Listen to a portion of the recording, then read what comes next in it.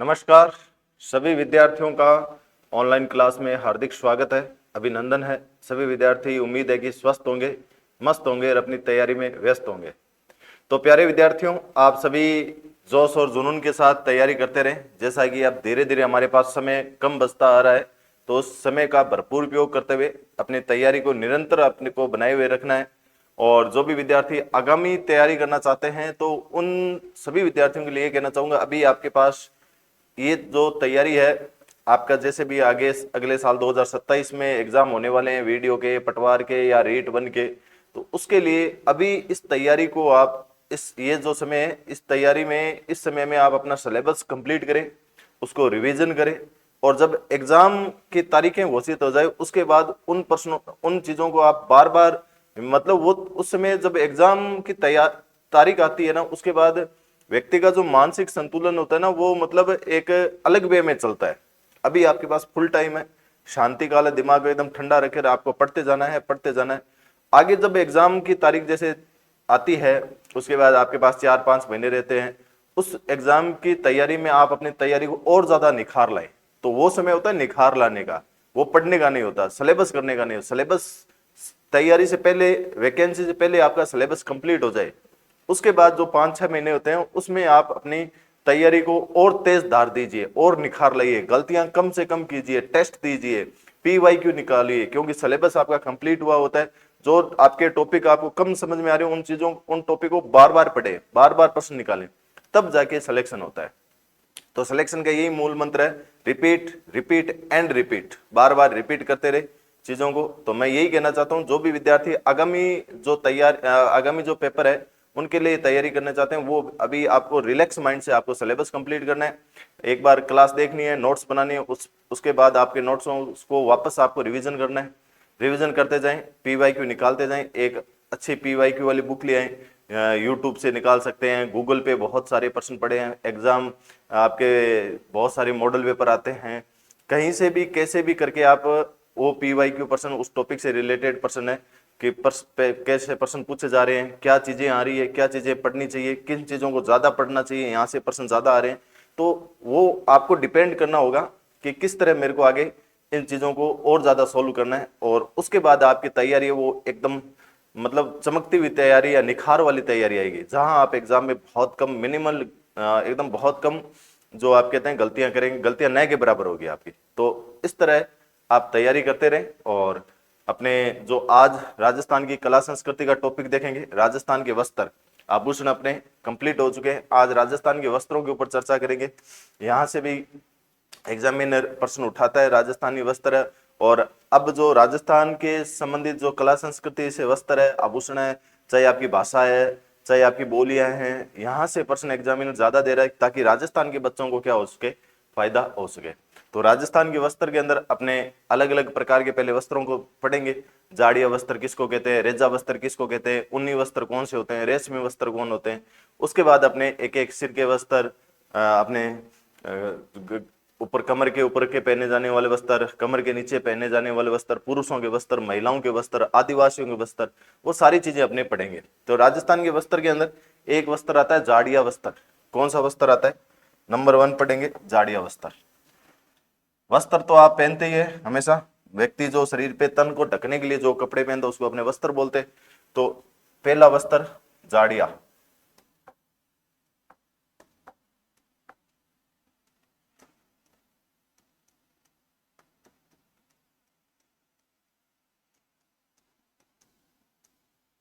तो जाड़िया वस्त्र है, उसको कहते हैं कि जो कम मोटा होता है। क्या होता है? कम मोटा कपड़ा होता है, और प्रचलन निम्न वर्ग में ज्यादा पाया जाता है। यानी इसको जो निम्न वर्ग के लोग होते हैं वो ज्यादा पहनते थे पहले पुराने समय में। और पुरुषों की अंगरखी व गागरे जाड़िया वस्त्र से बनते। पुरुषों की जो अंगरखी है, जहाँ महिलाओं के गागरे थे, वो किससे बनते थे? जाड़िया वस्त्र से बनते थे। कम मोटा कपड़ा होता है ना। तो जाड़िया वस्त्र उसको कहते हैं, कम मोटा कपड़ा। आजकल तो पहनते नहीं है, प्राचीन समय की बात थी, प्रचलन होता है, कपड़ा होता है। और ये पहले पुराने समय में प्रचलन में अगर बात करें, निम्न वर्ग में ज्यादा था।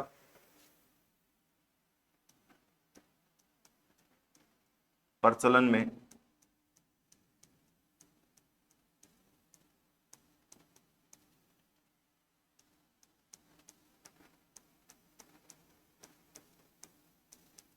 पुरुषों की जो अंगरखी होती थी, है ना, जो ऊपर पहना जाता था, अंगरखी, व महिलाओं के घाघरे, ये किससे बनते थे? जाड़िया वस्त्र से बनते थे।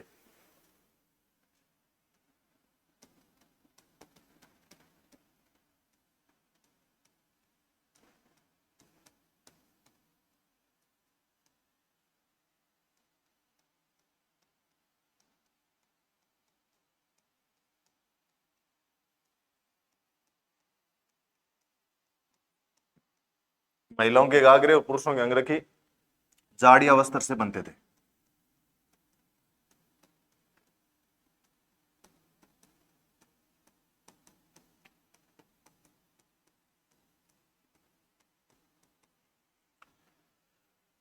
तो ये कौन सा वस्त्र था आपका? जाड़िया, मतलब कम मोटा होता था और निम्न वर्ग में प्रचलित था। उसके बाद एक वस्त्र आता है रेजा। जाड़िया के बाद पढ़ेंगे रेजा। मोटे सूत की लंबाई से, यानी सूत का जो लंबाई था 12, 16, 20 हाथ का, यानी 12, 16, 20 हाथ के जो तथा महीन, उस सूत को क्या करते, एकदम बारीक रूप से काटा जाता था। और फिर इसकी जो लंबाई होती थी 20 गज की होती थी, तथा इससे क्या बनता था? गाडा या मोटिया भी कहा जाता था। रेजा वस्त्र को क्या कहा जाता था? गाजिया या मोटा वस्त्र भी कहा जाता था। तो ये मुख्यतः सूत से बनते थे। जो रेजा वस्त्र है वो किससे बनता था? सूत से। नंबर 2 वस्त्र है रेजा वस्त्र।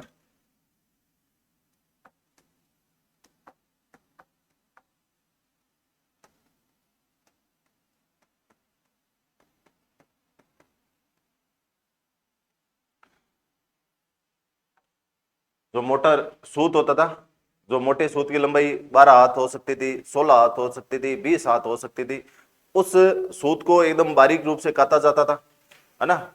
और फिर जो उसकी लंबाई है 20 गज होती थी उस सूत की, और इसे गाढ़ा या क्या कहते थे? मोटिया भी कहा जाता था। मोटे सूत की लंबाई,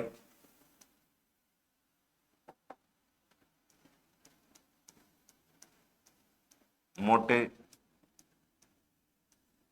सूत की लंबाई, मोटे सूत की लंबाई कितनी हो सकती थी? लंबाई में 12,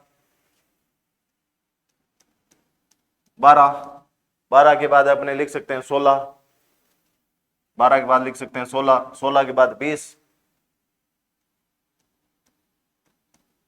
20 हाथ। इस तरह अपने नापते हैं ना, 1, 2, इस तरह हाथ का, तथा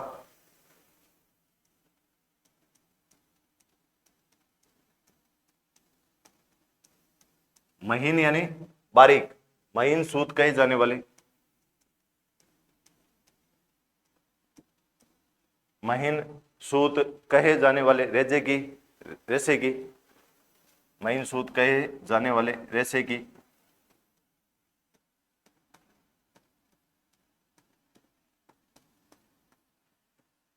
लंबाई, महीन सूत कहे जाने वाले रेसे की लंबाई कितनी होती थी? 20 गज होती थी। 20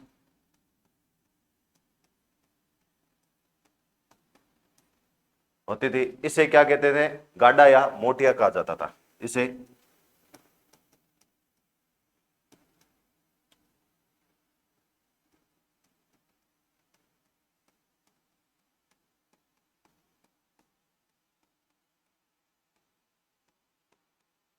कहा जाता था। तो ये कौन सा होता था? रेजा वस्त्र। कौन सा होता था? रेजा वस्त्र। उसके बाद ऊनी वस्त्र, जो ऊन से बनते हैं, अपने को पता है। तीसरा कौन सा? ऊनी। तो देसी ऊन से पट्टू, जिसको अपने सोल बोलते हैं, पट्टू जो अपने पेट पहनते हैं ना, सोल, वह पछोड़ी बनाते थे। ऊन से क्या बनते थे? सोल वह पछोड़ी बनते थे। ऊनी वस्त्र। तीसरा वस्त्र कौन सा है? ऊनी वस्त्र।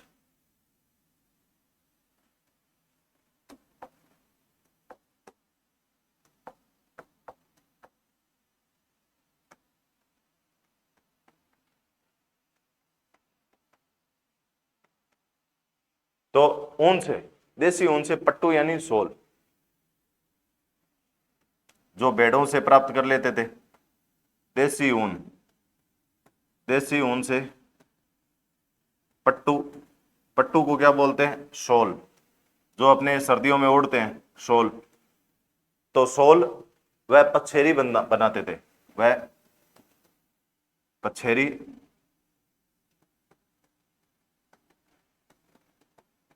बनाते थे। तो इससे क्या बनती थी आपके?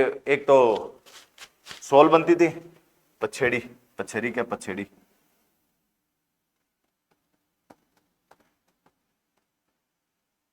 पछेड़ी बनाते थे।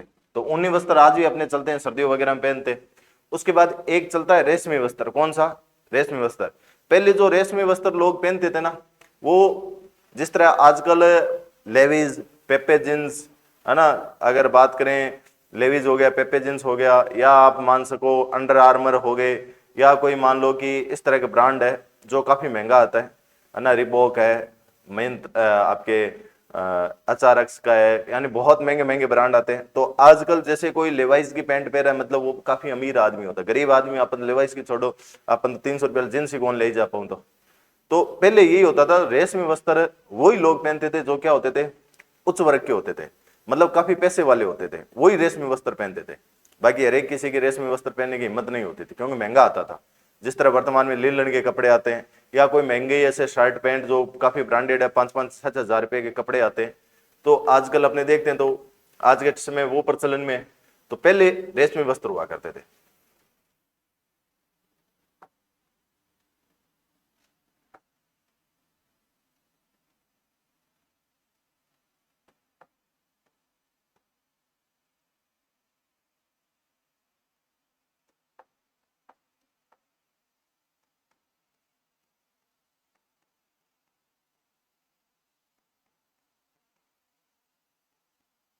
रेशमी वस्त्र। तो अगर बात करें पुरुष के परिधान, जो पुरुष के कपड़े होते थे, उसमें उच्च वर्ग के लोग, जो पुरुष प्रधान, जो पुरुष के कपड़े होते थे, उसमें जो पुरुष उच्च वर्ग के लोग थे, जैसे अपने अंगरखी पहनना, पगड़ी पहनना, चोगा पहनना, या आत्मसुख, जामा, पटका, ये सारे के सारे किससे बनते थे? रेशम के बनते थे। तो पुरुष के परिधानों में,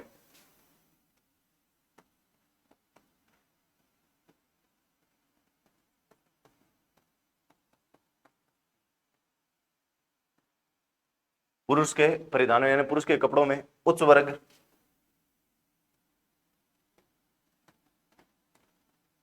और पहले जो रेशम का पहनता था ना, तो उसको लोग देखते थे, यार रेशम का कपड़ा पहन रखा है, तो वैसे उच्च वर्ग के लोग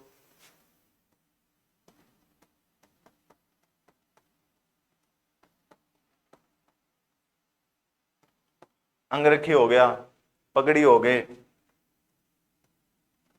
पगड़ी जो सिर पे ऊपर मानते हैं पगड़ी, चोगा हो गया, क्या हो गया? चोगा, जिसको चुग्गा, चोगा, चोगा या चुग्गा, आत्मसुख,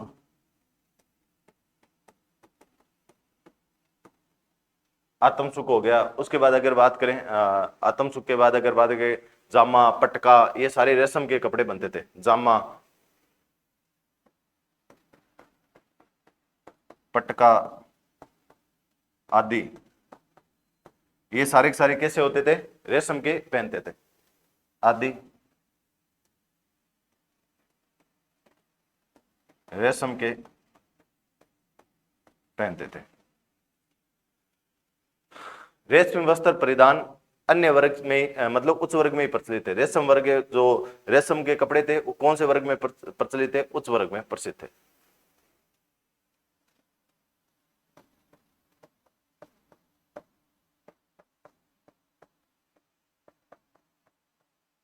रेशम के परिधान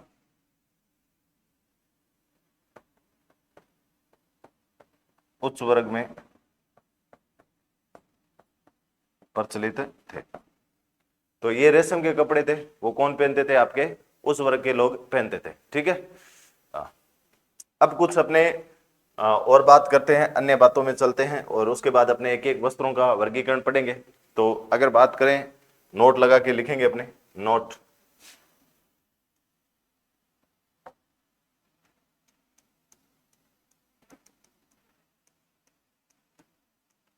देलवाड़ा के मंदिर, कौन सा मंदिर? देलवाड़ा का मंदिर, एक उदयपुर में सास बहू का मंदिर,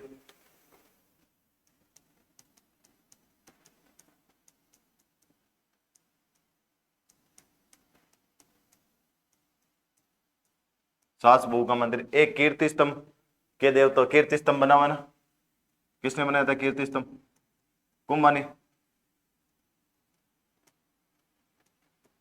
कीर्ति स्तंभ मतलब कहने का मतलब है जो देलवाड़ा का मंदिर है, चाहे सास बहू का मंदिर है, चाहे कीर्ति स्तंभ, यहाँ के जो देवताओं की मूर्ति है ना, उन देवताओं की मूर्तियों को कामदार धोती, उन मूर्तियों को क्या पहना रखी है? कामदार धोती, है ना। और अगर बात करें, कामदार धोती पहना रखी है और दोनों किनारों पे झूलता हुआ बारीक दुपट्टा, जो क्या पहना रखा है देवताओं को? दुपट्टा का अंकन है। इन मूर्तियों में कामदार धोती और दुपट्टा का क्या किया गया है? अंकन किया गया है। तो कीर्ति स्तंभ की मूर्तियों में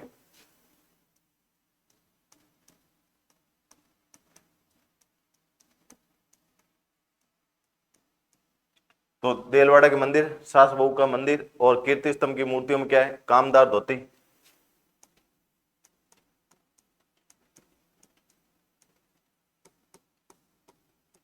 कामदार धोती और दोनों ओर झूलता हुआ दुपट्टे का क्या है? अंकन है। और दोनों किनारों से झूलता हुआ और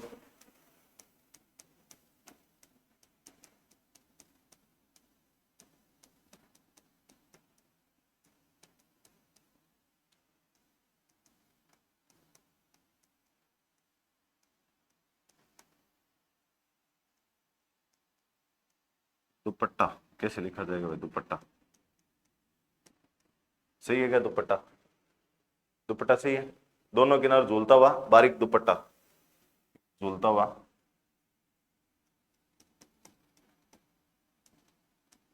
चलो लिख लेना आप, दुपट्टा सही नहीं है तो बाकी आप देख लेना। दुपट्टा का अंकन है, किसका अंकन है? दुपट्टे का अंकन है। मूर्तियों में कमर के नीचे धोती पहना रखी है और जो दोनों ओर क्या है? दुपट्टे का इस तरह दुपट्टा क्या है? दोनों ओर अंकन कर रखा है मूर्तियों में, ठीक है ना। राज परिवार के, ये जो राज परिवार के प्रधान का ढंग का सूचक है। देखो आज मैं मूर्ति बनाऊंगा ना, आज समझो कि मैं मूर्ति बना रहा हूं, तो मेरे आसपास का या मैं जो काम करता हूं ना, वही मैं मूर्ति, जैसे मैं क्या कपड़े पहनता हूं वो मूर्ति के अंदर दिखा दूंगा। मतलब जिस समय जो मूर्तियां बनाई गई ना, उस समय क्या प्रचलन में था, क्या लोग पहनते थे, उसी मूर्ति को उसमें दिखाया गया है। जिस तरह आपने भगवान बुद्ध की मूर्तियां देखी होगी, भगवान मूर्ति की जो बुद्ध की मूर्ति है उसमें बाल देखना, है ना, तो ये बाहरी लोगों ने ऐसा बनाया था। वो भगवान बुद्ध को उस तरह से देखते थे। उनके खुद के बाल घुंघरालू थे, तो मूर्तियों में घुंघरालू कर दिए। बाकी महात्मा बुद्ध के बाल घुंघरालू थे ही नहीं। तो कहने का मतलब है कि आज आज अगर कोई व्यक्ति मूर्ति बनाता है ना, तो आज के समय में क्या प्रचलन है वो उस मूर्ति के अंदर दिखाएगा वो। तो ये जो थे ना मूर्ति, जो राज परिवार, अब जैसे राजा ने देलवाड़ा के मंदिर बनाए, सास बहू का मंदिर बनाए, तो वो राज परिवार में धोती पहनते थे और दुपट्टा रखते थे, तो मूर्तियों को भी उन्होंने धोती और दुपट्टा पहना दिया। तो जो राज परिवार के प्रधान का क्या है? सूचक, जो रोज राज परिवार के परिधान, यानी जो राज परिवार के जो परिधान थे के ढंग का सूचक है, यानी इस तरह के वो कपड़े पहनते थे, ढंग का सूचक है।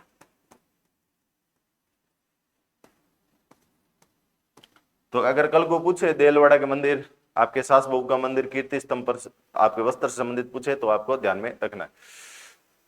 जोधपुर में आप जाओगे ना, जोधपुर में अपने तो जैसे देखना कि अपने जब शादी होती है तो अपने वो कोट पैंट पहनते हैं सीधा और यहाँ लगा लेते हैं टाई, जबकि जोधपुर वाले क्या करते हैं? एकदम वो, उसको जोधपुरी कोट ही बोलते हैं, बंद गले का, बंद गला जोधपुरी कोट पहनते हैं, है ना, जिसे अधोरूपित रूप से क्या कहते हैं? राष्ट्रीय पोशाक का दर्जा प्राप्त है। मतलब आज इस जो राष्ट्रीय अपने पोशाक के रूप में बात करें तो जोधपुरी कोट को वो दर्जा प्राप्त है ना। जोधपुरी कोट को जोधपुर के सर प्रताप ने क्या किया था? 1878 में इजाद किया था। तो जोधपुरी कोट को इजाद करने वाला या उसको जन्म देने वाला व्यक्ति कौन था? सर प्रताप था। नंबर 2 नोट लगाएंगे।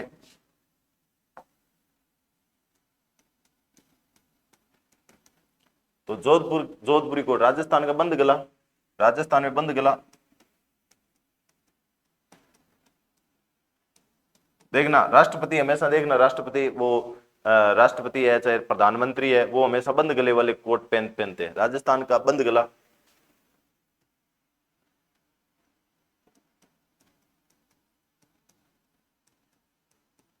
लगभग नेता लोग है ना वही पहनते, अफसर लोग है ना वो टाई वाला पहनते हैं, बंद गला या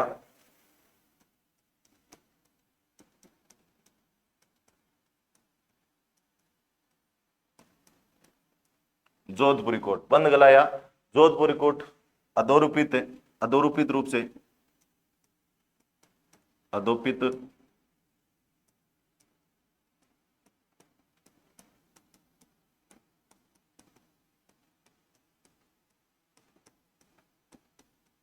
राष्ट्रीय पोशाक का, राष्ट्रीय पोशाक का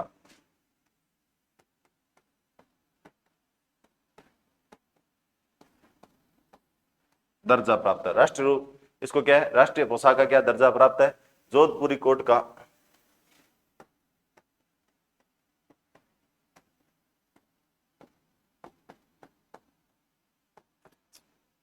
या जोधपुरी कोट को जोधपुर के सर प्रताप ने,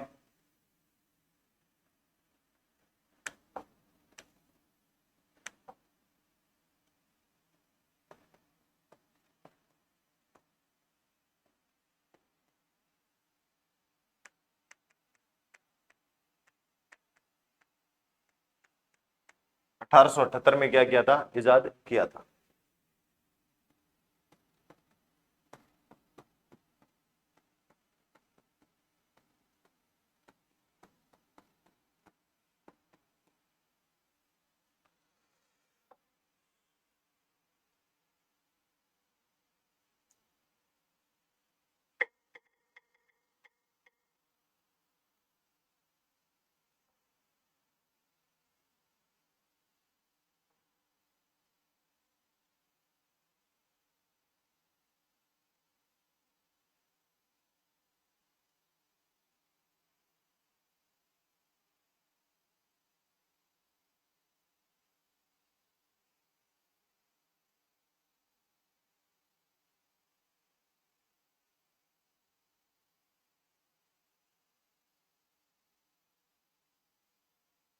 अगर मैं बताऊं तुम्हें,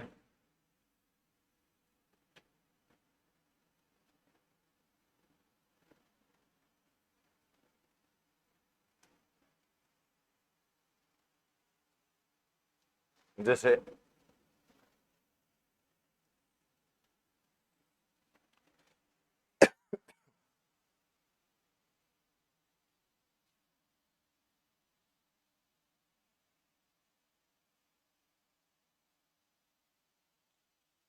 ये आपका जोधपुरी कोट है, ये कौन सा कोट है, ये वाला जोधपुरी कोट है, ऊपर से गले बंद कर रखा है, जोधपुरी कोट, कौन सा है, जोधपुरी कोट। तो ये वाला जो कोट होता है कौन सा है, जोधपुरी कोट। चलिए अब अपने पुरुषों के शिरो वस्त्र पढ़ेंगे, नहीं पुरुषों के सिर के वस्त्र कौन कौन से हैं उनके ऊपर अपने चर्चा करेंगे।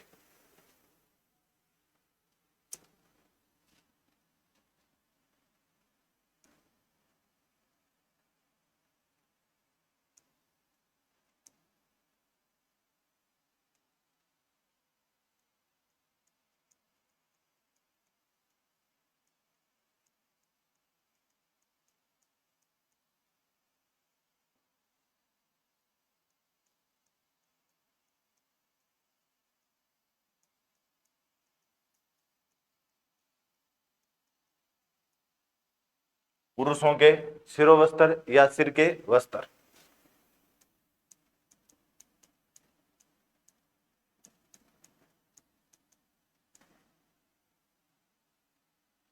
चलिए अब एक एक बात करते हैं, पुरुष सिर पे कौन कौन से वस्त्र पहनते हैं। जैसे पहले बात करें पाग, पाग जिसको क्या बोलते हैं, पाग, जो गांव में लोग पाग वगैरह पहनते हैं। तो पाग क्या होती है, पाग को सीधा ये कपड़ा होता है उसको ऐसे लपेट कर, है ना, या सरोबार करके जो कपड़ा लपेटा जाता है ना, तो उसको अपने क्या बोलते हैं, पाग। साथ साथ में फोटो देखते जाएंगे और साथ साथ में आपको बताता जाऊंगा।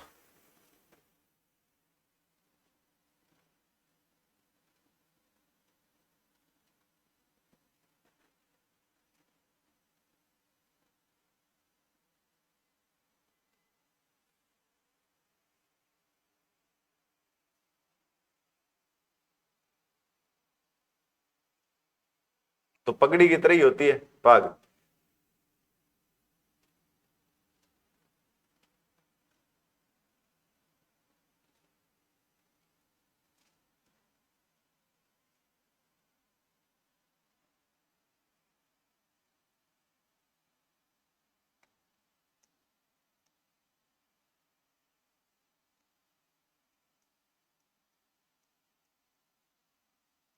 पाग। तो अगर बात करें लपेटना या सरोवर करना, सरोवर करना,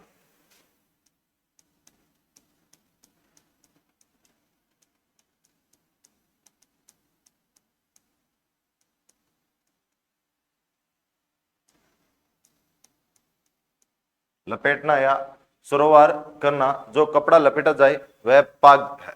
जो कपड़ा लपेटा जाता है उसको अपने क्या कहते हैं, पाग कहते हैं। जो कपड़ा लपेटा जाता है, जैसे इस पीले कपड़े को लपेट लिया तो यह क्या कहलाएगा, पाग। क्या कहलाएगा, पाग कहलाएगा। जो कपड़ा लपेटा जाए वह पाग है, वह पाग है। ठीक है ना। तो जिस कपड़े को हम लपेट रहे हैं अपने सिर पर, वो क्या कर रहे हैं, अपने पाग बांध रहे हैं, है ना। जब तो दो पाग एक साथ बांधी जाती है, दो कपड़े एक साथ बांधे जाते हैं, उसको दोवड़ी पाग कहते हैं। जब दो कपड़े ना एक साथ आप सिर पे ऊपर लपेटोगे, एक पीला लपेट लिया, एक लाल लपेट लिया, दोनों एक साथ लपेटोगे तो दो को मारवाड़ी में बोलते हैं दोवड़ी। क्या बोलते हैं, दोवड़ी। और तीन को तीलड़ी, चौथ चार लड़ी, पांच लड़ी, ऐसे बोलते हैं। तो दोवड़ी पाग बोलते हैं। जब दो पाग एक साथ बांधी जाती है उसको अपने क्या बोलते हैं, दोवड़ी पाग कहते हैं। जब दो पाग एक साथ, जब दो पाग एक साथ बांधी जाती है तो इसे दोवड़ी पाग,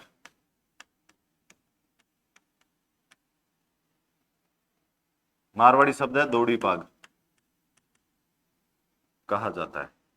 क्या कहा जाता है भाई, दोवड़ी पाग कहा जाता है।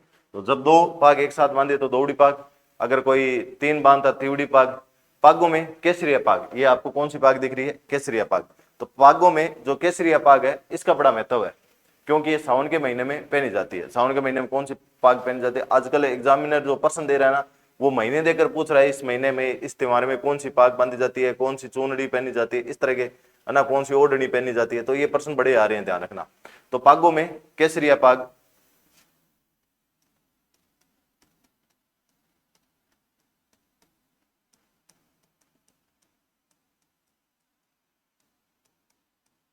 पाग का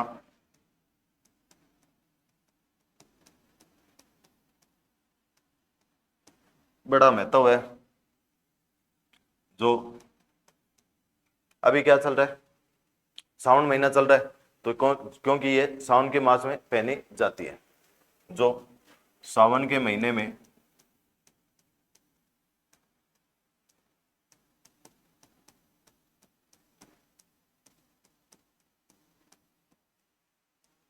पहनी जाती है।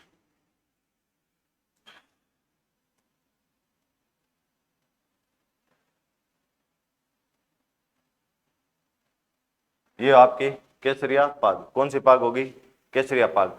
उसके बाद पगड़ी। पगड़ी जो मेवाड़, मारवाड़, वागड़ में क्या थी, पगड़ियां प्रचलित थी, है ना। तो इसकी पगड़ी की क्या होती है, लंबाई कम होती है। पाग की लंबाई ज्यादा होती है, पगड़ी की क्या होती है, लंबाई कम होती है।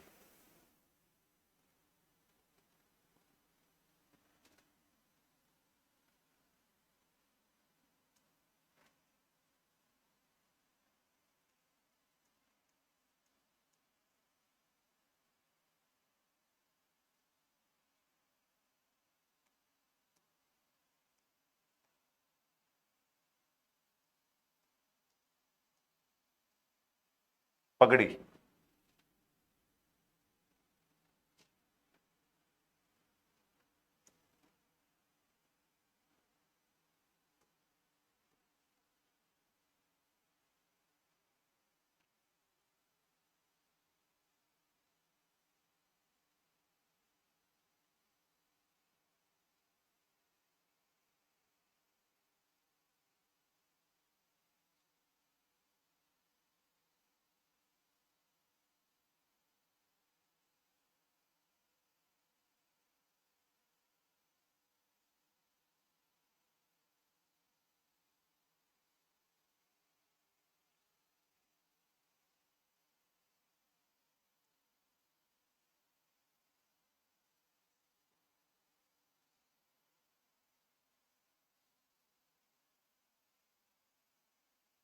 ये आपकी पगड़ियां हैं, ये क्या है, पगड़ियां।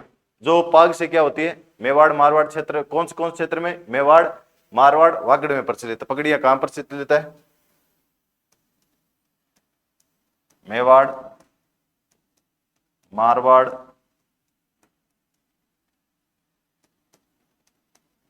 वागड़ में प्रचलित। ठीक है, इसकी लंबाई है वो पाग से क्या होती है, कम होती है। इसकी जो लंबाई होती है पगड़ी की, ये पाग से क्या होती है, कम होती है, तथा इसे पूरा बांधा जाता है। और देखो, जैसे पाग के अंदर तो पीछे अपने पूंछ ही छोड़ते हैं, ऐसे लटकता रहता है। पाग के अंदर तो क्या करते हैं, सापा वगैरह होता है, उसके नीचे आप पीछे देखना, कभी बेंद राजा को देखना, उसके पीछे पूंछ से, मतलब वो सापे का पूंछला छोड़ा जाता है। जबकि पगड़ी के अंदर अब देखो, यहाँ कोई पूंछला नहीं है, सीधी गोल गोल बांध ली जाएगी। तो फर्क क्या होता है, पाग की अपेक्षा लंबाई कम होती है, पाग की अपेक्षा, अब देखो ये तो पूंछला सा छोड़ा जाएगा यहाँ पे, पाग की अपेक्षा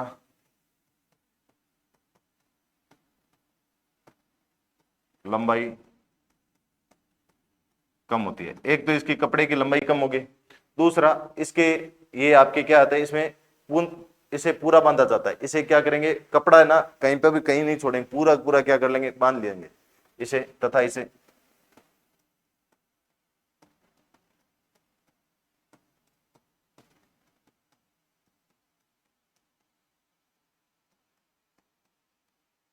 पूरा बांधा जाता है। और इसमें पूंछला नहीं छोड़ा जाता है ना, इसका पूंछला नहीं होता, यानी पीछे जो लटकता रहता है ना पूंछी, वो नहीं होगी। तथा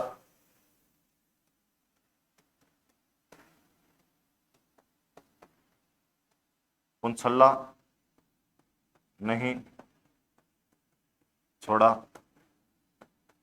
जाता है। इसमें देख लो, कहीं पे भी आपको पुंछला नहीं मिलेगा इस पगड़ी के अंदर, पूरी बांध लेंगे, पुंछला वगैरह कुछ नहीं छोड़ेंगे, है ना। और अगर बात करें सबसे प्रसिद्ध स्वरूप सिंह द्वारा, सबसे प्रसिद्ध है स्वरूप सिंह द्वारा स्वरूप शाही पगड़ी है, तो वो दरबारी वेश के लिए अधिकृत की गई थी। जो महाराणा स्वरूप सिंह थे, उन्होंने स्वरूप शाही पगड़ी का प्रचलन किया था। तो अगर बात करें सबसे प्रसिद्ध स्वरूप सिंह द्वारा स्वरूप शाही पगड़ी, सबसे प्रसिद्ध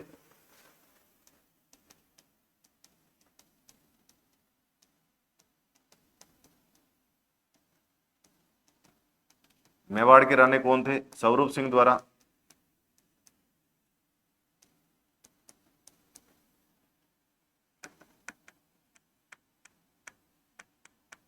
स्वरूप शाही पगड़ी, कौन सी पगड़ी थी, स्वरूप शाही पगड़ी।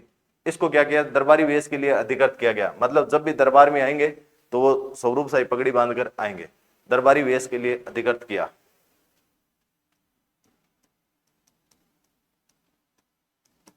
वेश के लिए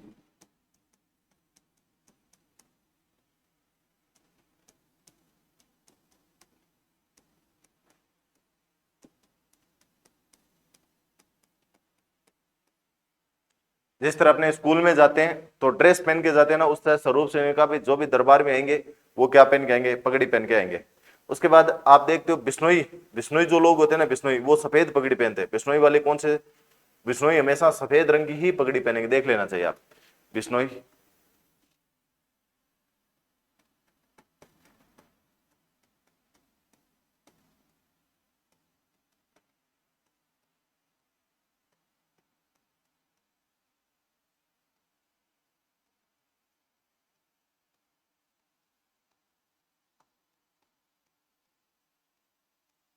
सफेद के अलावा वो कोई भी रंग की पगड़ी नहीं धारण करते, कौन, बिश्नोई, है ना। कल्बी भी सफेद रंग की कपड़ी पगड़ी पहनते हैं, कल्बी भी सफेद पगड़ी पहनते हैं। कल्बी जो जाति होती है वो भी कल्बी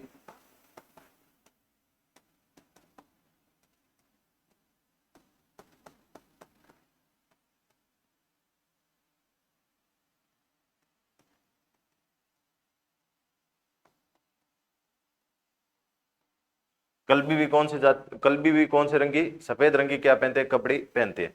जोगी गुरुड़, जो मठाधीश होते हैं, जोगी गरुड़ होते हैं, जो मठाधीश होते हैं, वो जोगियों द्वारा आप देखते हो कौन से रंगी, उनके ऊपर देखना भगवे रंग की पगड़ी होगी। जो भी जोगी मिलेगा ना आपको, और जो भी मठाधीश बनेगा, जो भी ऐसे मतलब बाबा संत मिलेगा आपको, वो आप देखना भगवे रंग की क्या पहनते हैं, पगड़ी पहनते हैं। जोगी, गुरुड़, मठाधीश।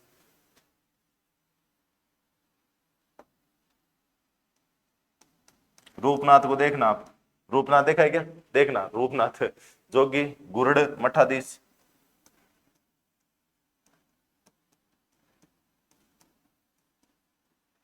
जो भी मठ में रहने वाले लोग होते हैं, बड़े बड़े संत महात्मा होते हैं, सन्यासी हो गए, संत हो गए, जोगी बोल दो, सन्यासी बोल दो, संत तो कम ही पहनते, जोगियों द्वारा, सन्यासी जोगियों द्वारा भगवे रंग की,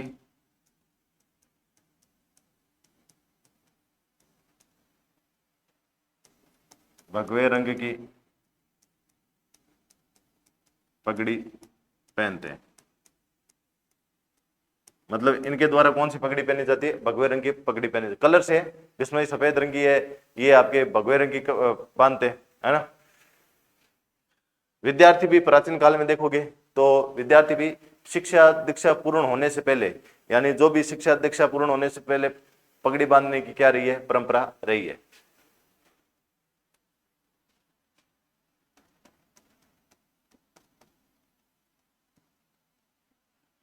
विद्यार्थी, जो विद्यार्थी थे कि शिक्षा दीक्षा, विद्यार्थी की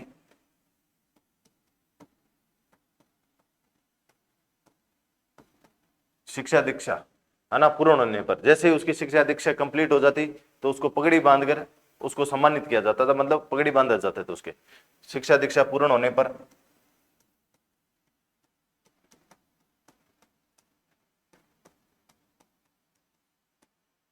पगड़ी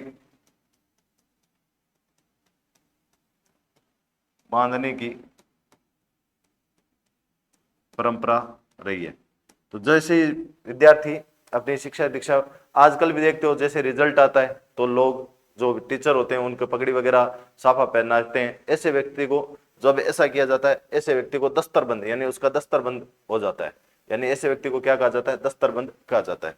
जब ऐसे पगड़ी बांधने की परंपरा रही है, ऐसे व्यक्ति को, जिसके विद्यार्थी को शिक्षा दीक्षा कंप्लीट कर ली है, ऐसे व्यक्ति को क्या कहा जाता था, दस्तरबंद कहा जाता है।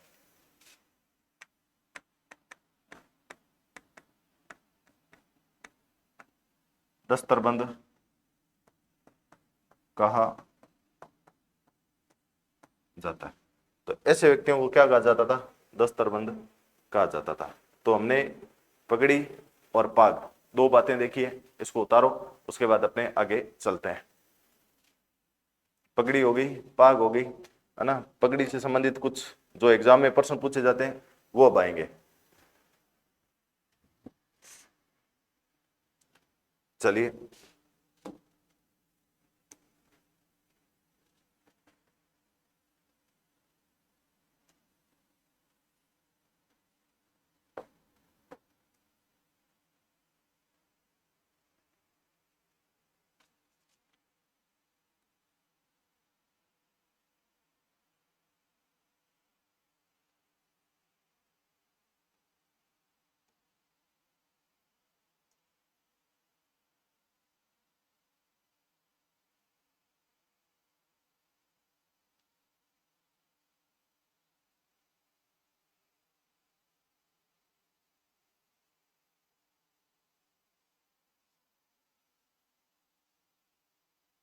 ये आपकी है मोठड़ा की पगड़ी। किसकी पगड़ी है, मोठड़ा की।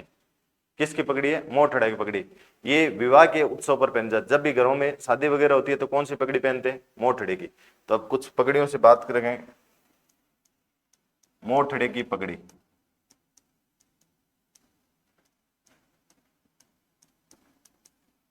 मोठड़ी की पगड़ी कब पहनते हैं, विवाह उत्सव पर पहनी जाती है।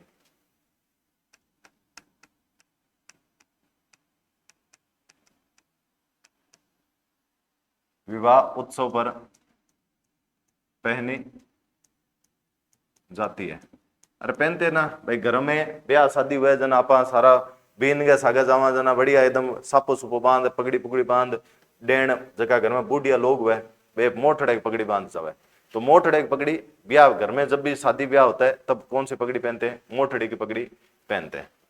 उसके बाद एक पगड़ी आएगी लहरिया।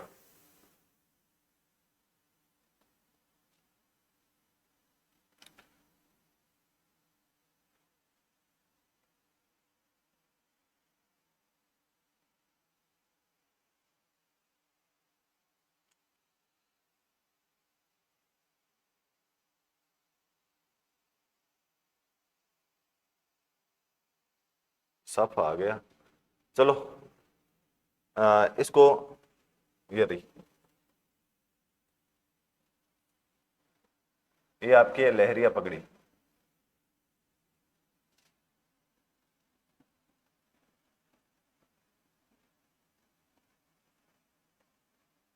ये आपकी कौन सी है, लहरिए की। तो लहरिए की पगड़ी कब पहनी जाती है, श्रावण में। लहरिया की पगड़ी कब पहनी जाती है, श्रावण में।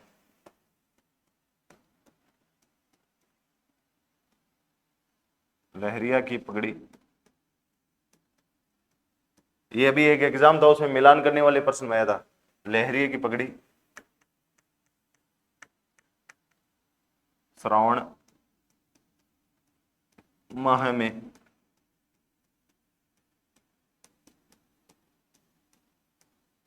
पहनी जाती है। लहरिया की पगड़ी कब पहनी जाती है, आपके श्रावण के महीने में पहनी जाती है।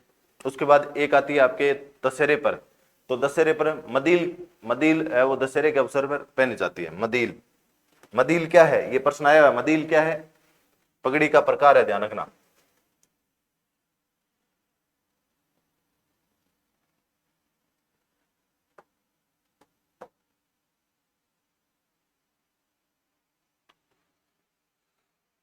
हम्म,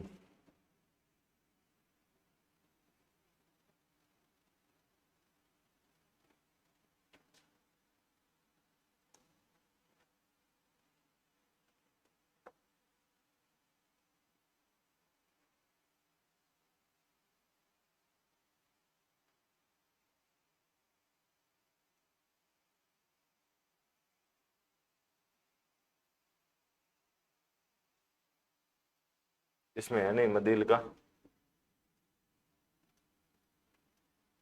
इस तरह का ये जो दिख रहा है व्यक्ति, मदील की पगड़ी, इस तरह की पगड़ी होती है ना, मदील की पगड़ी।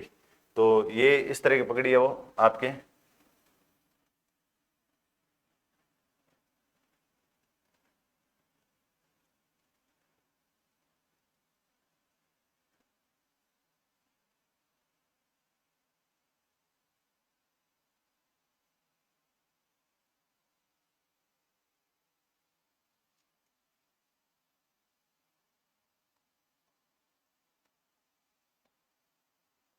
मदील की पगड़ी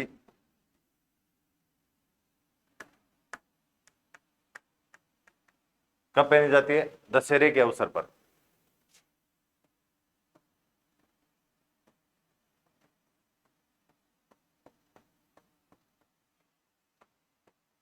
पहनी जाती है, ये एग्जाम में प्रश्न आया हुआ है। मिलान वाले में ये और बता देता, मिलान वाले में तो शायद मेरे हिसाब से ये रीट वाले एग्जाम में प्रश्न पूछा था, है ना। उसके बाद एक आती है आपके फूल पत्ती की कढ़ाई वाली।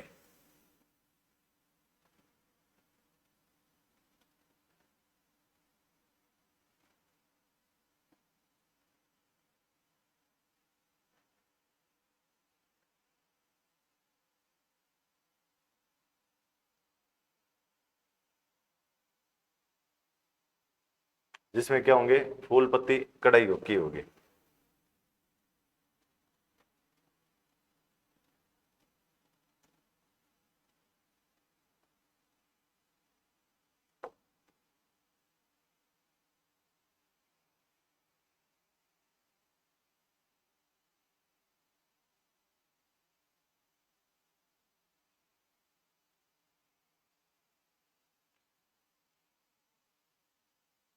जैसे ये फूल पत्ती वाली है, इसमें फूल पत्तियों की कढ़ाई होगी। तो फूल पत्ती वाली कढ़ाई वाली जो पगड़ी होती है उसके ऊपर अपने चर्चा करते हैं कि जैसे इस व्यक्ति ने पहन रखी है, तो जिस मान लो उस पे क्या होगी, फूल पत्ती की कढ़ाई होगी। तो फूल पत्ती व छपाई वाली पगड़ी है वो होली के अवसर पर पहनी जाती है। कब पहनी जाती है, होली के अवसर पर। फूल पत्ती कढ़ाई वाली पगड़ी होली के अवसर पर, होली के अवसर पर पहनी जाती है। होली के अवसर पर पहनी जाती है कौन सी? फूल पत्ती कढ़ाई वाली। उसके बाद केसरिया पगड़ी, केसरिया पगड़ी कब पहनी जाती है? अक्षय तृतीया पर, आका तीज पर। आका तीज पर कौन सी पहनी जाती है? केसरिया पगड़ी।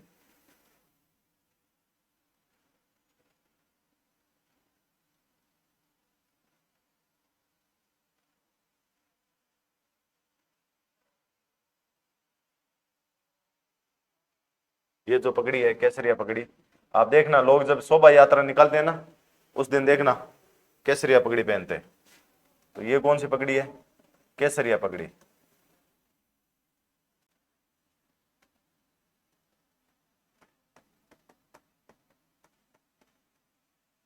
केसरिया पगड़ी अक्षय तृतीया,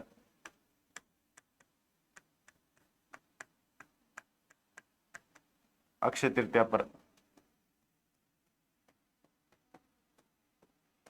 पहनी जाती है। आका तीज होता है ना, उस दिन कौन सी पहनते हैं? आपके केसरिया पगड़ी पहनते हैं। कौन सी पहनते हैं? केसरिया पगड़ी पहनते हैं। उसके बाद एक आती है मोर गर्दनी। मोर गर्दनी या काजलिया चूनड़ी की पाग है, वो दीपावली के अवसर पर पहनते हैं। मोठड़ा की अभी जो हम पहनेंगे, मोठड़ा की जो पगड़ी है वो रक्षाबंधन पर पहनते हैं। तो मोर गर्दनी अगर बात करें, मोर गर्दनी या बात कर सकते हैं चूनड़ी की पगड़ी, मोर गर्दनी या चूनड़ी की पगड़ी।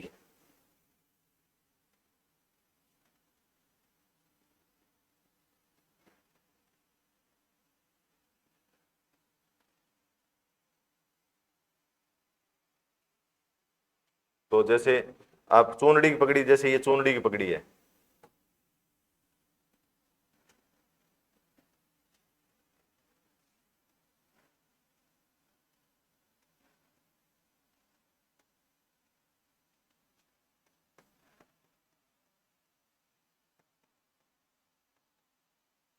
मोर गर्दनी या चूनड़ी की पगड़ी है, या चूनड़ी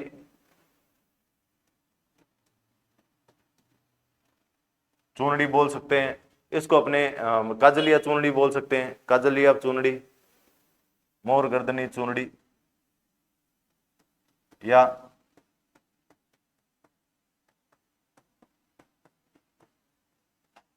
काजलिया चूनड़ी की पगड़ी दीपावली के अवसर पर कब पहनती है? दीपावली पर पहनते, दीपावली पर पहनी जाती है।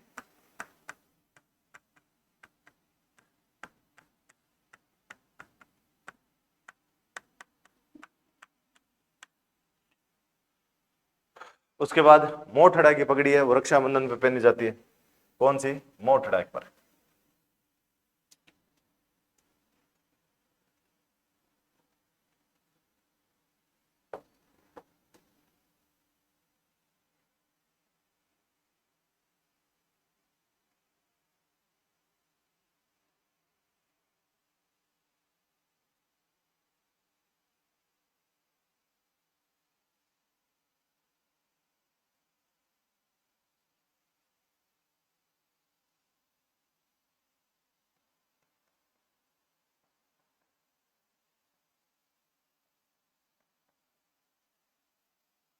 मोठड़ा की पगड़ी जो अभी अभी रक्षाबंधन आएगी 28 तारीख को, तब पहनेंगे लोग। रक्षाबंधन पर पहनी जाती है। मोठड़ा की कब पहनी जाती है? रक्षाबंधन पर पहनी जाती है। तो मोठड़े विवाह पर भी पहनते हैं और रक्षाबंधन पर भी कौन से पहनते हैं? आपके मोठड़ी की पगड़ी पहनी जाती है। उसके बाद अगर बात करें, मारवाड़ क्षेत्र में हर महीने अलग अलग रंग की कपड़ी पगड़ी पहनी जाती है। मारवाड़ में तो क्या है, चैत के महीने में अलग, आषाढ़ के महीने में अलग, हर तरह के महीने में अलग अलग मास में अलग अलग रंग की पगड़ी पहने जाने का क्या है, आपके रंगों के अनुसार मनाया जाता है।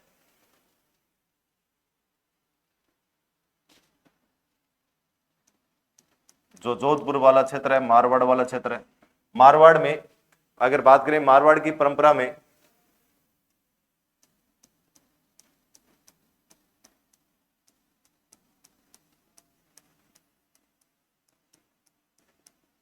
हर महीने, यानी जितने भी महीने होंगे हर महीने के लिए पगड़ी,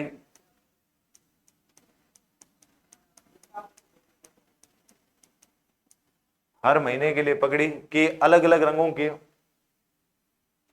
पगड़ी को अलग अलग रंगों में, यानी हर महीने के लिए अलग अलग रंगों से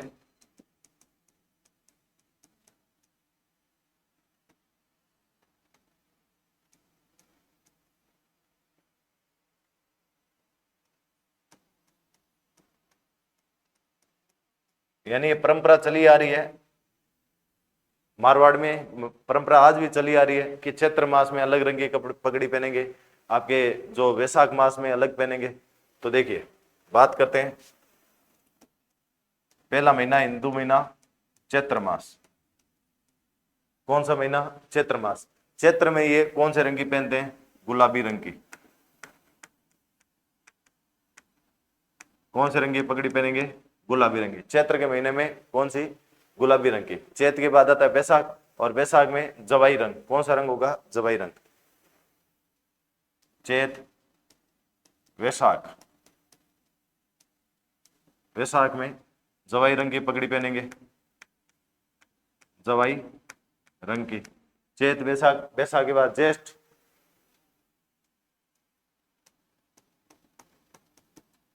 जो जेठ का महीना होता है या ज्येष्ठ का महीना होता है उसमें फूल गुलाबी। क्या? फूल गुलाबी। फूल रंग और गुलाबी रंग, फूल बने होंगे, फूल गुलाबी।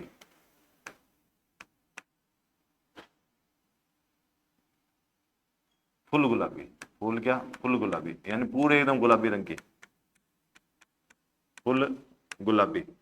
तो ज्येष्ठ के महीने में फूल गुलाबी ये रंग की क्या पहनते हैं? पगड़ी पहनते हैं। आषाढ़ में, आषाढ़ में अबासाई। कौन सी पगड़ी पहनते हैं? आषाढ़ में अबासाई। आषाढ़, आषाढ़ में अबासाई। कौन सी पगड़ी पहनेंगे?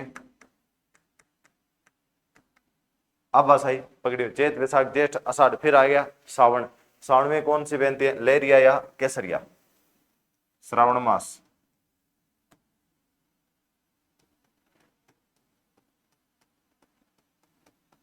लहरिया या केसरिया।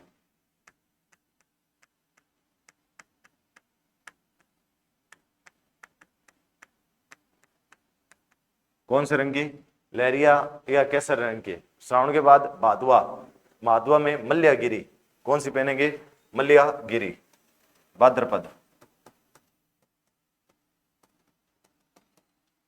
भाद्रपद में जो पगड़ी पहनते हैं मल्यागिरी की। कौन सी गिरी? मल्यागिरी। तो चैत वैशाख ज्येष्ठ आषाढ़ श्रावण भादवा, उसके बाद आश्विन और कार्तिक। आश्विन में बात करें, आश्विन में लाल कसुमल। कितने हो गए? 6 हो गए क्या? आश्विन,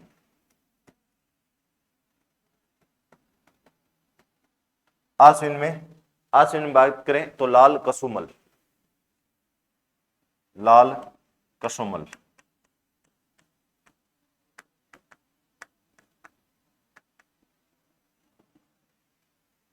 वो एक दोहा भी है ना, डोला थारे देश में उपजे 3 रंग, एक डोला एक मारू तीजो कसुमल रंग। तो वही लाल कसुमल है।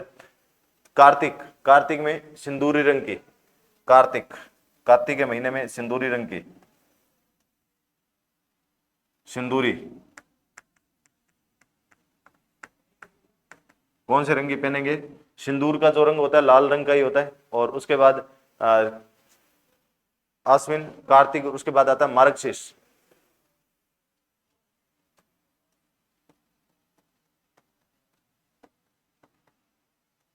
मार्गशीर्ष में पहनते हैं मेलिया की।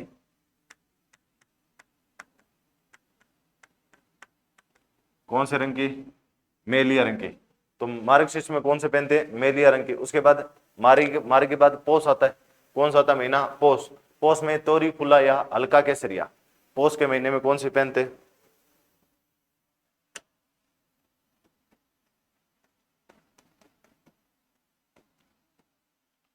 पौष के महीने में हल्का केसरिया, केसरिया कैसा होगा? हल्का रंग का, हल्का केसरिया, तोरी कल्ला, तोरी फूल, तोरी फूल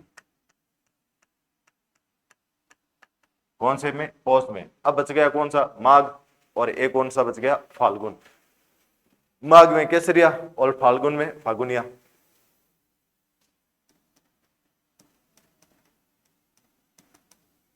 माघ, माघ में केसरिया, कौन सा हो जाएगा? केसरिया। और बच गया फाल्गुन, फाल्गुन में फाल्गुनिया।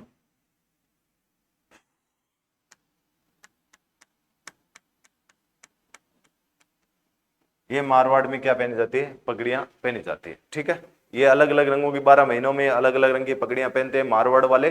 तो ये ध्यान रखना कौन सी कब पहनी जाती है। बहुत डीपली चीजें हैं, इनको ध्यान से पढ़ना, आपके हर एक चीज काम आने वाली है। उसके बाद शरद ऋतु यानी शीत ऋतु, शीत ऋतु से पहले एक ऋतु आती है कौन सी? सर्द, हल्की मिट्टी ठंड।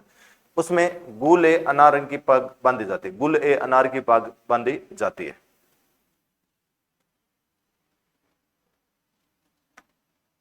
नोट,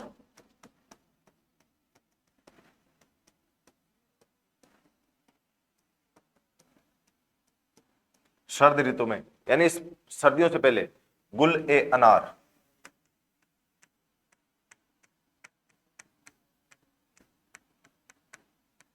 गुल ए अनार की पगड़ी बांधी जाती है। कौन सी बांधी जाती है? गुल ए अनार की क्या बांधी जाती है? पगड़ी बांधी जाती है। कब? शरद ऋतु में। उसके बाद आगे बात करें हेमंत ऋतु में, मारवाड़ में अनेक रंग की पगड़ियां, जिन्हें हम क्या कहते हैं? मोलिया कहते हैं। कब? हेमंत ऋतु में।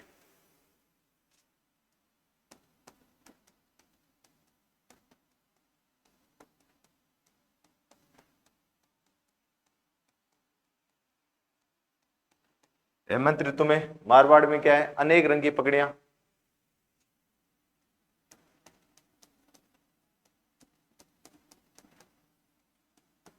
जिन्हें हम क्या कहते हैं? मेलिया कहते हैं, जिन्हें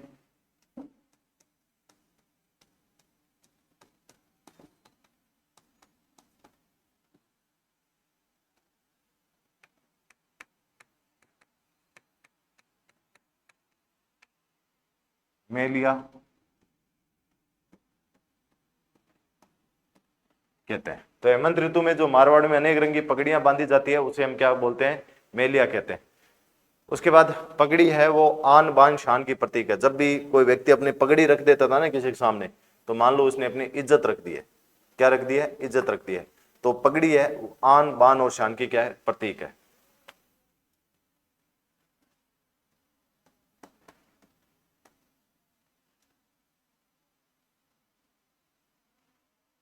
पगड़ी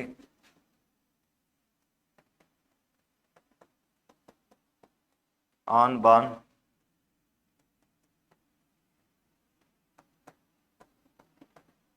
शान की प्रतीक है। पगड़ी जब भी व्यक्ति की इज्जत का प्रतीक होता है, मतलब उसने अपनी पगड़ी रख दी तो अपनी इज्जत उसके सामने वाले के सामने रख दी। ठीक है, जब घर में किसी बुजुर्ग की मृत्यु हो जाती है तो 12वें दिन, जब 12वां दिन होता है तो उस दिन रस्म पगड़ी की जाती है। कौन सी रस्म? पगड़ी दस्तूर किया जाता है। घर में आप देखते हैं कि अपने जब भी गांव में बूढ़े बुजुर्ग मरते हैं तो 12वें दिन गांव को जिम्मन भी करवाया जाता है और पगड़ी दस्तूर भी करवाया जाता है।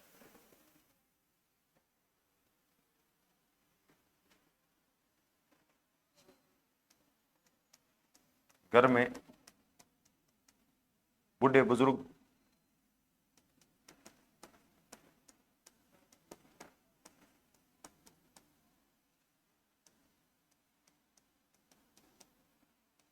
मृत्यु के 12वें दिन, जब 12वां होता है उस दिन क्या है? रस्म पगड़ी दस्तूर किया जाता है।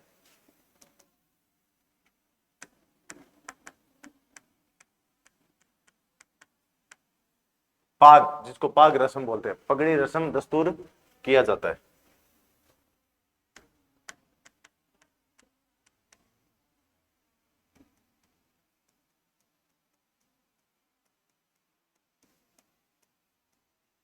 तो घर में जब भी बूढ़े बुजुर्ग की मृत्यु होती है तो 12वें दिन कौन सा रस्म पगड़ी दस्तूर किया जाता है ना। और जब भी कोई व्यक्ति निसंतान व्यक्ति किसी बालक को गोद लेना चाहता है तो समाज और परिवार के प्रत्येक व्यक्ति के सामने पगड़ी बांधनी होती है। तो मारवाड़ में इस प्रकार की पगड़ी को बांधना पोतिया बांधना कहते हैं। जब भी निसंतान व्यक्ति क्या होता था, जब भी किसी व्यक्ति की औलाद नहीं होती थी तो वो किसी लड़के को क्या लेता था, गोद लेता था। अब गोद लेता था तो उसको क्या बांधनी पड़ती थी, पगड़ी बांधनी होती थी, जिसको मारवाड़ में क्या कहते हैं, पोतिया बांधना कहते हैं। चलिए आगे बात करते हैं पगड़ी से। निसंतान व्यक्ति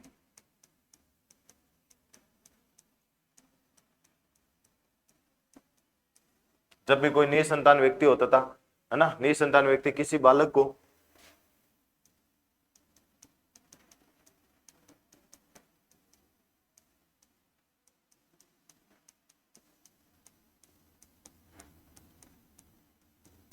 गोद लेता, जब भी किसी टाबर को गोद लेता था तो समाज और परिवार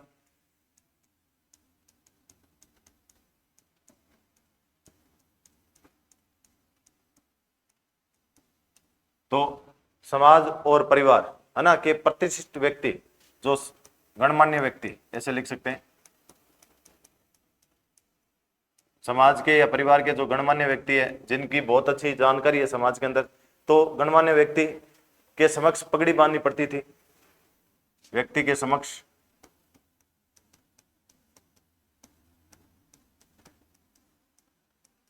पगड़ी बांधनी पड़ती थी। तब उस लड़के की क्या बांधनी पड़ती थी, पगड़ी बांधनी पड़ती थी। मारवाड़ में इस प्रकार से पगड़ी बांधना पोतिया बांधना कहलाता था। तो मारवाड़ में इस प्रकार की पगड़ी बांधना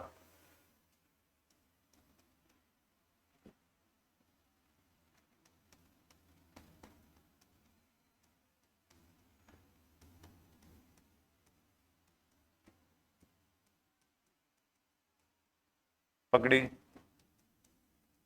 बांधना क्या कहलाता था, पोतिया बांधना कहलाता था।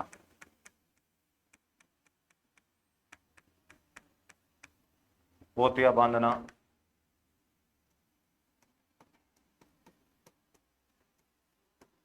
तो मारवाड़ में जब निसंतान व्यक्ति गोद लेता था, इस तरह की पगड़ी बांधता था, उसको क्या बोलते थे, पोतिया बांधना कहते थे। और मेवाड़ में इसे लहरिया बांधना कहा जाता था। मेवाड़ में इसको क्या कहा जाता था, लहरिया बांधना कहा जाता था।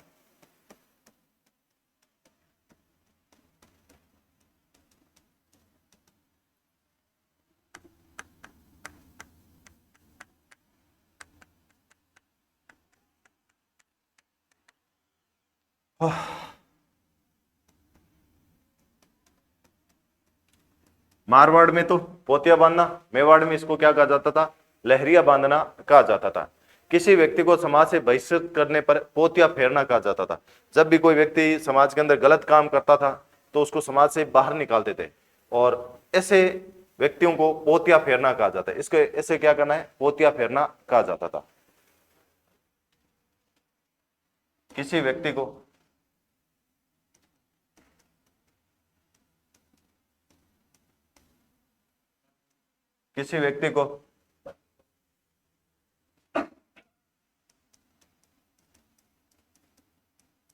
समाज से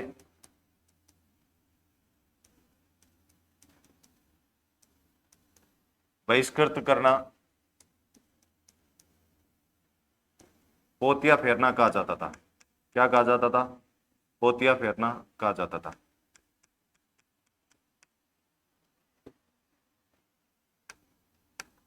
पोतिया फेरना कहा जाता था।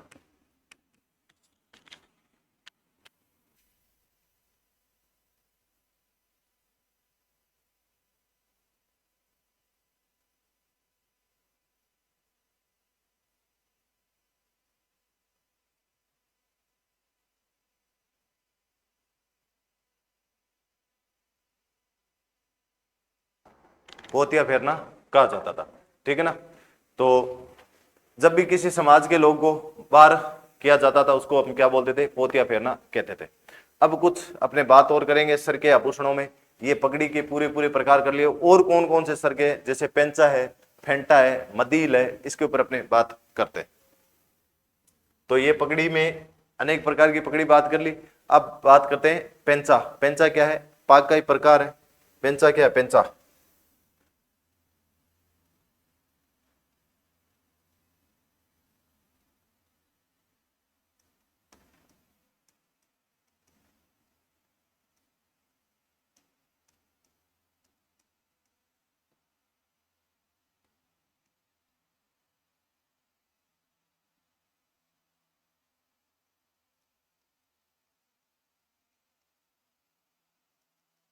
ये क्या है? पेंचा क्या होता है? पाग का ही प्रकार है।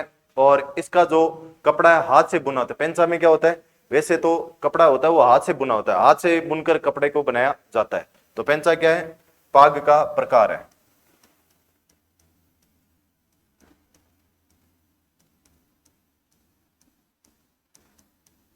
जो इसका कपड़ा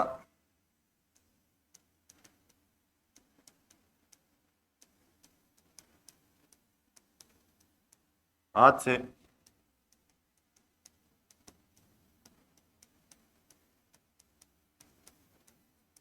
बुना होता है। तो पेंचे में क्या होता है? पाग में और पेंचे में फर्क कितना होता है? पाग वाला जो रेडीमेड होता है और ये क्या होता है? हाथ से बना होता है, तथा एक ही रंग का होता है। पेंचा होता है वो, उसमें एक ही रंग का होगा कलर, है ना। तो मारवाड़ में जो पचरंगी पेंचा है वो बहुत प्रसिद्ध है। तो बुना होता है जो एक ही रंग का होता है, जो एक ही रंग का होता है। मारवाड़ में क्या है? मारवाड़ में पंचरंगा जो पेंचा है वो बड़ा प्रसिद्ध है। मारवाड़ में पंचरंगा पेंचा बहुत प्रसिद्ध है, 5 रंगों वाला पेंचा प्रसिद्ध है मारवाड़ में।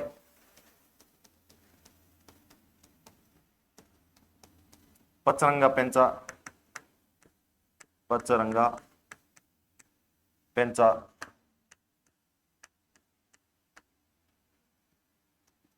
बहुत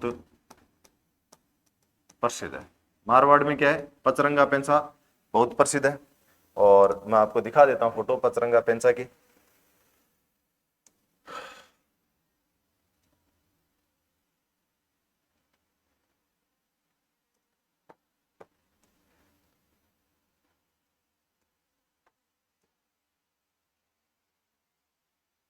इस तरह का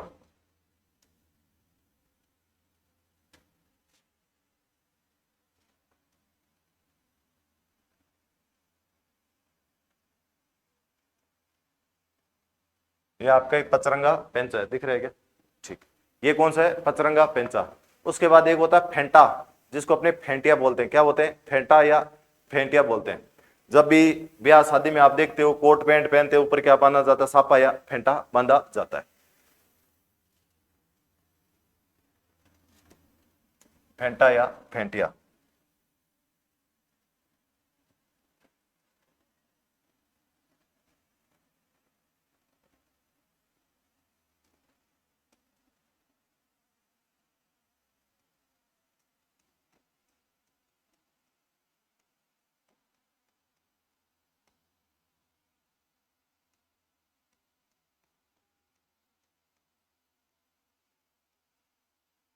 फेंटा या फेंटिया। फेंटा भी बोल सकते हैं, फेंटिया भी बोल सकते हैं। उच्च वर्ग के लोग क्या बांधते हैं? उच्च वर्ग के लोग हैं वो फेंटा बांधते हैं। जो पैसे वाले लोग होते हैं, आजकल तो हर कोई बांधने लग गया है, पहले ये उच्च वर्ग के लोग ही बांधते थे। उच्च वर्ग के लोग बांधते हैं। जैसे पहले क्या होता था, आपको एक उदाहरण देता हूं। पहले आईफोन है ना, आईफोन जो पैसे वाला होता है ना वही रखता था, आईफोन एप्पल वाला। आजकल देखो किस तरह उसकी मार्केट वैल्यू गिरी है। कि आप, जो मैं कहता हूं, ऐसे ऐसे व्यक्तियों को मैंने देखा है जो दिहाड़ी मजदूरी करते हैं लेकिन आईफोन रखते हैं। तो वो क्या होती है, जब हर किसी के हाथ में वो चीजें आ जाती हैं उसकी वैल्यू नहीं रहती। तो पहले क्या होता था, फेंटा क्या होता था, उस वर्ग के लोग ही बांधते थे, है ना। कोबरा फेंटा हो गया, है ना, कोबरा फेंटा हो गया, चौकड़ी बनता का फेंटा हो गया।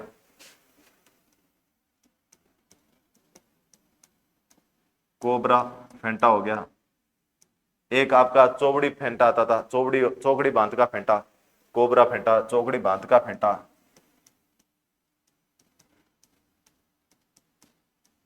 ये फेंटे के प्रकार थे का फेंटा। तो पहले ऐसा ही होता था कि जब घरों में शादी का या खुशियों का माहौल होता था तब इस प्रकार के लोग थे वो फेंटे वगैरह बांधते थे। कौन सा? कोबरा फेंटा, चौकड़ी बांध का फेंटा प्रसिद्ध है।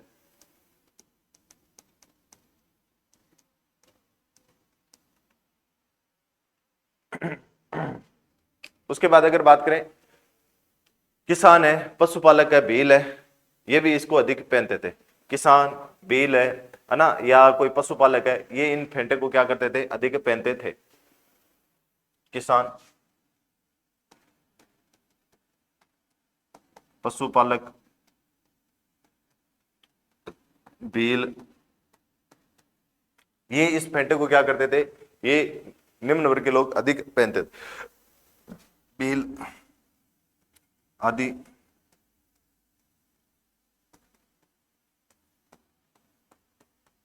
अधिक पहनते थे। किसको? फेंटा को या फेंटिया को। उसके बाद मदील क्या है? पेचे का प्रकार है ना, कपड़ा का एक ही रंग का होता है। मदील क्या है? मदील ये है वो एग्जाम में, मदील क्या है? आपको वैसे मदील तो मैंने लिखा दी है, फिर भी मैं लिखा देता हूं, मदील क्या है? मदील आए हुआ है। राजस्थान में मदील क्या है? एक आभूषण है, एक प्रकार का वाद्य यंत्र है, या कोई राजस्थानी का फेंटे के प्रकार है। तो पेचे का प्रकार था, ये क्या था? इस पेचे का ही प्रकार था। मदील क्या है? पेचे का, पेचे का क्या था? प्रकार था। एक ही रंग का होता था। मदील क्या होता है? एक ही रंग का होता था।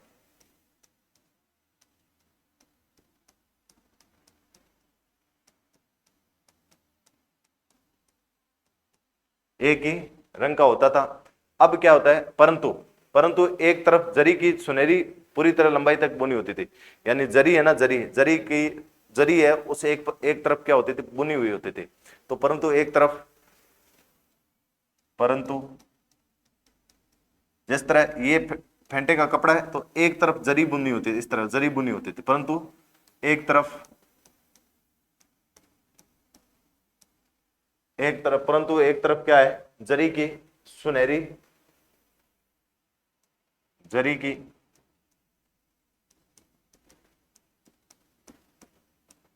सुनहरी पट्टी पूरी लंबाई तक बुनी होती थी। सुनहरी पट्टी पूरी लंबाई तक बुनी होती थी।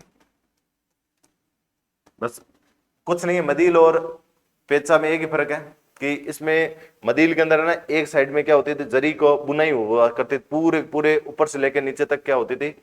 जरी की काम किया होता था। उसको अपने क्या बोलते हैं? मदील। तो ध्यान रखना, मदील क्या है? राजस्थान में पगड़ी का प्रकार है। किसका प्रकार है? पगड़ी का प्रकार है। ये आपको ध्यान में रखना है, ठीक है। चलिए,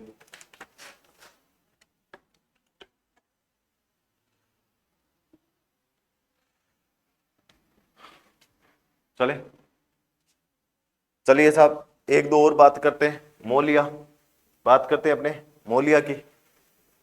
मोलिया क्या है? देखो, जब पेंचा 2 या 3 रंग का होता था उसको क्या बोलते थे? मोलिया। जब पेंचा 2 या 3 रंग का हो जाता था उसको अपने क्या बोलते थे? मोलिया कहते थे।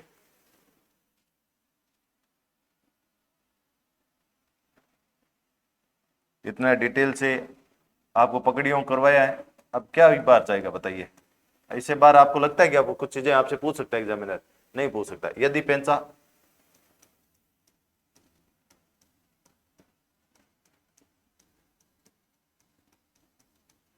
2 या 3 रंग का होता था तो इसे मोलिया कहते थे। क्या कहते थे? मोलिया कहते थे। जब पेंचा 2 या 3 रंग का बनकर होता था उसको अपने क्या बोलते थे? पेंचा बोलते थे। उसके बाद पोतिया, है ना।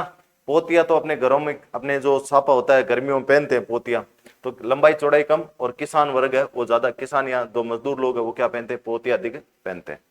तो पोतिया या पोतिया,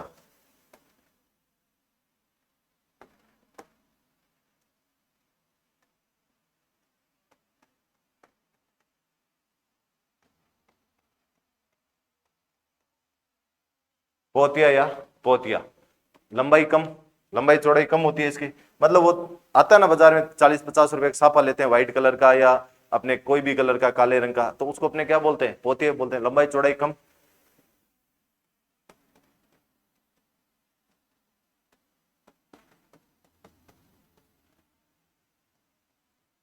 किसान श्रमिक अधिक पहनते हैं।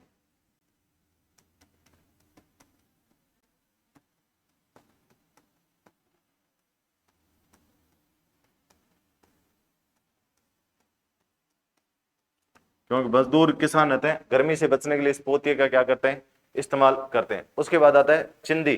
चिंदी क्या होता है, कपड़े का छोटा भाई छोटा टुकड़ा होता है। निम्न वर्ग किसान व आदिवासी भील जो चिंदी को पगड़ी के स्थान पर पहनते हैं। जो किसान लोग हैं या आदिवासी लोग हैं वो पगड़ी के स्थान पर किसको पहनते हैं, चिंदी। कपड़े का क्या होता है, छोटा टुकड़ा होता है, चिंदी।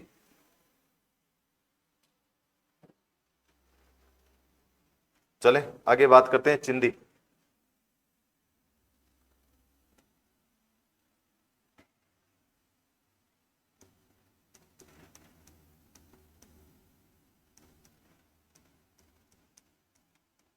कपड़े का छोटा टुकड़ा, कपड़े का क्या होता है, छोटा टुकड़ा होता है। निम्न वर्ग वह किसान,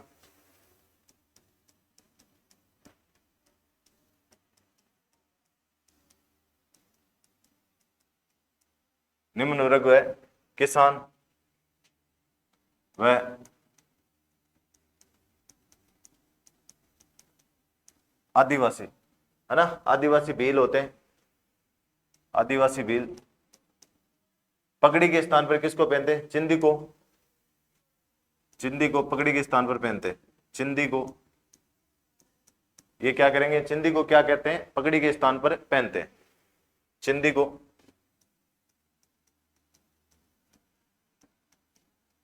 पगड़ी के स्थान पर पहनते हैं, किसको, चिंदी को। उसके बाद आता है कान टोपा, है ना। कान टोपा किसको कहते हैं, शिरोवस्त्र है भाई, शिरोवस्त्र ये सिर का वस्त्र है, कान टोपा, है ना। ये लोहे का बना होता था। आपने जब युद्ध के अंदर देखा होगा सेनापतियों के, वो क्या करते थे, लोहे का ऊपर मुकुट पहनते थे, उसको क्या बोलते हैं, कान टोपा।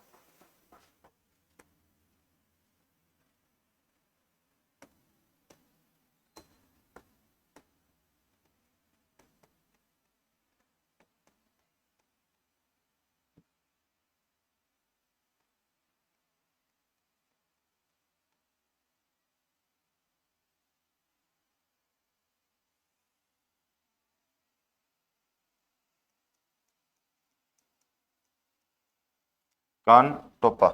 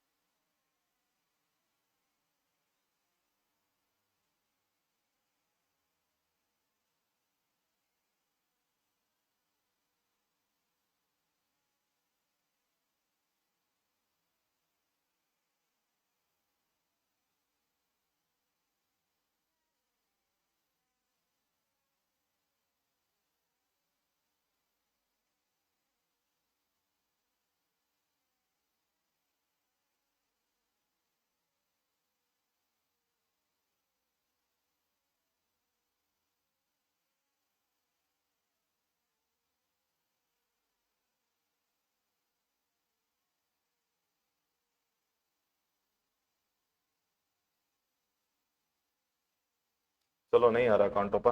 तो कान टोपा क्या होता था, शिरोवस्त्र के ऊपर यानी सिर के ऊपर कान टोपा पहना जाता था, लोहे का बना होता था, युद्ध के समय पहना जाता था, बस इतना ध्यान रखना।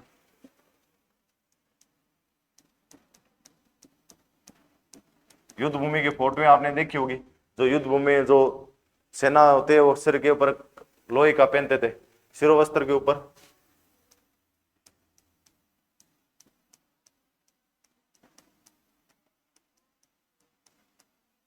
पहना जाता था।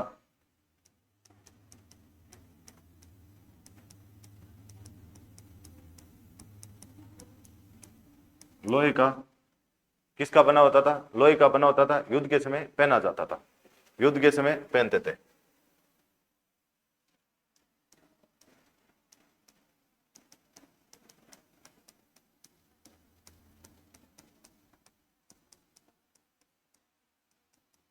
युद्ध के समय क्या किया जाता था? पहना जाता था। कौन सा? कान टोपा, है ना।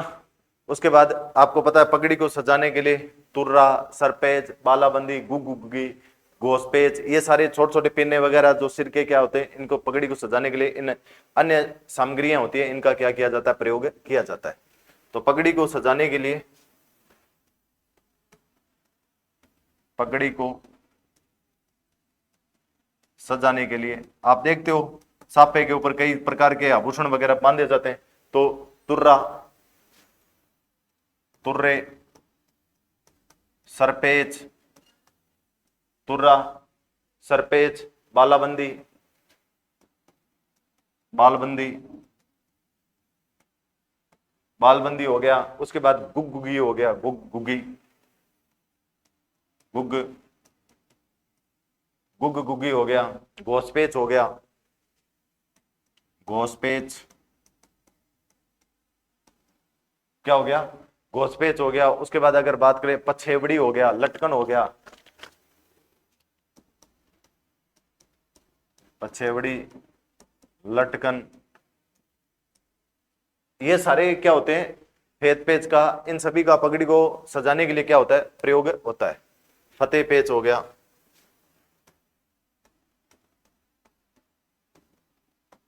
आदि का प्रयोग किया जाता था। तो इनका प्रयोग किया जाता है, ठीक है, किया जाता है। तो पगड़ी को सजाने के लिए इन सभी का क्या किया जाता है? प्रयोग किया जाता है। उसके बाद अपने कुछ चीजें और है, उसको पगड़ियों से संबंधित बातें हैं, बाकी वस्त्र अपने कल करेंगे। क्लास काफी लंबी हो चुकी है, तो मिलते हैं अगली क्लास में। तब तक के लिए सभी को जय हिंद, जय भारत, नमस्कार।